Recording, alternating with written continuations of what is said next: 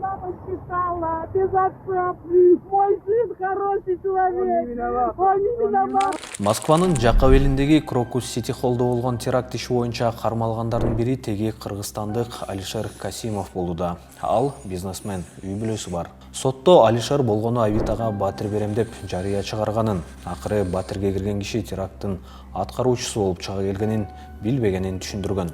А бирок сот Касимовду камакка алууну чечкен. Ал эми Кыргызстандын Тышкы иштер министрлиги Касимов 2014 жылы Кыргызстандын жарандыгынан баш тарткандыктан дипломатиялык миссия анын кызыкчылыгын коргой албастыгын билдирген. У нее 3 детей. 3 года, 2 года и 1 годик. Он простой человек, верующий, всем верит. Всегда он хочет помогать людям, а он через обиды вот нашел. А вы знали про квартиру?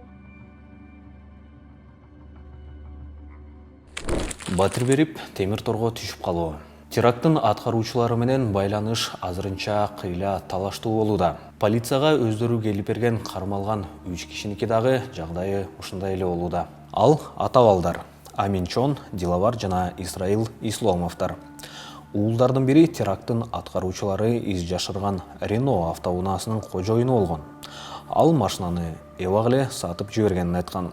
Тергөө болсо Исламовдор террористтерге баш калка машина берген, алардын акчасын ташыган деп жатат. Кармалгандардын дагы бири Назримада Лутфулло деген жаран болууда. Соттон ал теракттан кийин эле дароо кармалганын, чабуул болгон жерге жакын жүргөн деп билдиришти. Ал эми тергөө болсо ал ошол күнү өзүнчө эле кыйын сынып жүргөн деп жатат. Бирок ал терактта кандай роль ойногон болушу мүмкүн экенин түшүндүрбөй жатат. Ошондой эле бул иште Якупжон Юсуфзо да фигурант болуп жатат. Тергөө ал терактка айыпталып жаткандардын жашаган жерин төлөш үчүн өз картасынан акча которгон деп айтууда. Бул адамдын баары терактты аткаргандар делген адамдардын тобуна кирбейт. Тергөө аны Далержон Мирзоев, Саидакрам Рачабализода, Мухаммад Сабир Файзов жана Шамсиддин Фарудини жасаган деп айтып жатат.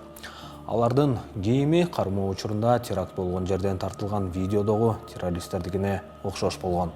Алардын экөө айыпты мойнуна алган, көрсөтмө бергени белгилүү. Бирок төртөө тең кыйноого алынган. Ал эми дагы бири сотто такыр эле эс учун жоготкон абалда болгон. Мындан тышкары ЖМКлар ФСБ Тажикстанга барып, терактты аткаргандар делип айыпталып жаткандардын туугандарын суракка алышканын билдиришкен. Ошондой эле ЖМКлар республикада дагы 15 киши кармалганын маалымдашкан. Орусияга теракт коркунучу бар экенин АКШ, Европа өлкөлөрү, Түштүк Корея, ошондой эле Тажикстан өзү да айтып кабар бергени белгилүү. Все предупреждения о теракте, которые были, кстати, не только со стороны США и вообще западных стран и западных спецслужб, но и со стороны таджикских спецслужб, которые предупреждали тоже о теракте Россию и предупреждали, что будут таджикские граждане участвовать в этом теракте. Все это было в наглую проигнорировано. Крокус Сити холлдогу теракт 22 мартта болгон. Анда 140тан ашык адам набыт болгон. Адамдардын кээ бири октон, башкалары террористтер койгон өрттөн каза тапкан. Теракт үчүн жоопкерчиликти Ислам мамлекети террористтик уюму өзүнө алган. ЖМК терактка анын Ауганстандагы канаты эсептелген вилаят Харасандын байланышы бар экенин жазып жатышат.